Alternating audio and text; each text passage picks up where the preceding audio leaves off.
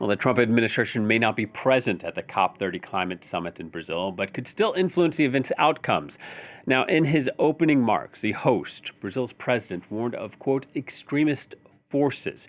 European officials told Reuters that they are preparing for three scenarios. The U.S. skips the event entirely, participating but trying to block deals, or holding sideline events to denounce climate policies. The event is being held in Belém, a gateway to the Amazon rainforest, which is often referred to as the lungs of the planet. Here's Brazil's president. We've got away from those forecasts that would predict the increase in 5 degrees the average global temperature to the end of the century. So we proved that collective action brings results. But the climate regime is not immune to the rationale of the zero-sum game that has prevailed in the international order. In a scenario of insecurity and mutual mistrust, selfish immediate interests prevail over the common good for the long term. And many leaders from some of the world's biggest nations and worst polluters are notably absent from this year's summit. Jan Onosko reports. Plenty of strong words, but little action as world leaders and representatives from around the world gathered in Belém in the north of Brazil to discuss the climate emergency.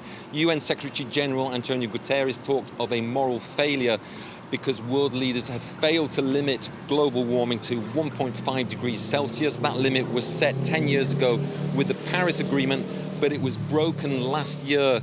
2024 has been the hottest year on record so far. President Lula also talked of selfish, immediate interests prevailing over the common good. He didn't mention anybody in particular, but other presidents did. The president of Chile, Gabriel Boric, talked of Trump telling a lie by saying that climate change doesn't exist, and Colombia's president said that Trump is against humanity. He isn't here himself, but he was certainly a topic of conversation. Other notable absences are the president of China, Xi Jinping, and also India's Narendra Modi. The three countries are the world's biggest polluters, and it suggests a lack of engagement by them. However, on a positive note, Norway did pledge $3 billion to the Tropical Forest Forever Fund, an initiative by Brazil that aims to raise $125 billion to help compensate those countries which protect their rainforests.